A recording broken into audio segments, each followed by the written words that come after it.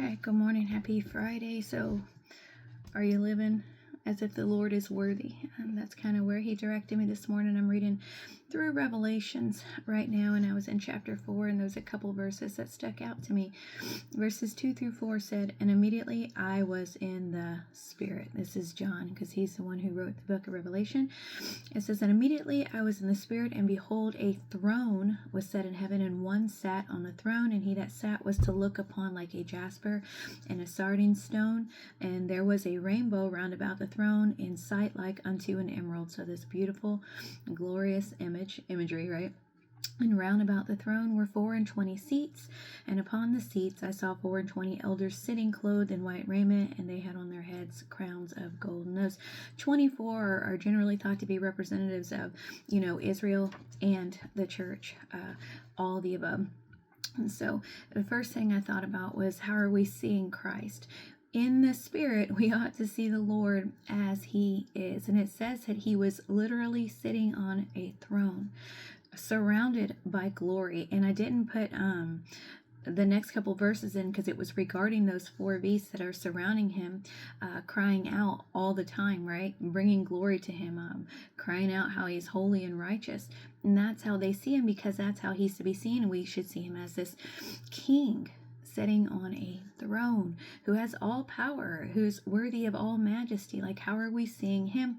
In the Spirit, we ought to see Him in His worthiness. And we have to see that anytime, but the Spirit and the flesh are always contrary, so we don't. So in the Spirit, we need to want to be in the Spirit so we can see Him as He's worthy, but then we need to respond correctly to that worthiness. And when you get past those next few verses, we come to 9 through 11, and it says, "And when those beasts give glory and honor and thanks to Him that sat on the throne," this is talking of Jesus, "who liveth forever and ever, the 24 elders fall down before Him that sat on the throne and worship Him that liveth forever and ever."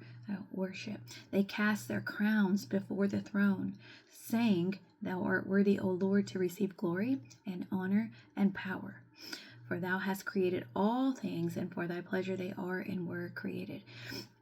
Okay, so the first response was to see Him and to fall and worship Him. You can worship in many ways, but it is a definite awe and adoration of who He is, not just for what He does, but for who He is. I don't think we can ever fathom how incredible and awesome God really is. We use those words so flippantly without realizing the depth of them. But our first response should be to worship, and it is okay to fall down before Him. I would recommend it, especially in your private time, but falling down before Him, then casting crowns. So the Bible tells us that we can earn crowns, different types of crowns throughout, and they're all the rewards for what He did in and through us. So He's worthy of them, and we're going to cast them back towards them, throw them to Him. He's worthy. And we're going to cry out, giving Him honor and glory. So, but remember, it says that also, and for Thy pleasure. So He created us. He created all things. So we should see Him as He is. We should respond as He is. We should respond to that worthiness, giving Him praise, giving Him glory, worshiping, showing Him that He's worth all that we have and have attained, especially because of Him, and that we should live for His pleasure. And what that means is according to His will rather than ours. If He created us, then He has a desire for us, correct? Makes good sense, doesn't it? But we don't have to wait for eternity. These things are hereafter, is what those first verses said in John. No, yes, this is going to happen, but what if it happened now? It can happen now, because we're able to walk in the Spirit. We're able to see Him. We're able to respond. Galatians 5:25 says, "If we live in the Spirit, let us also walk in the Spirit." That's our new nature.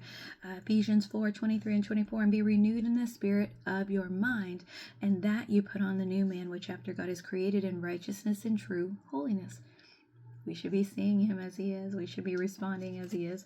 Romans 8:14, "For as many as are led by the Spirit of God, they are the sons of God." We should be led by our Father, represent our Father, resemble our Father.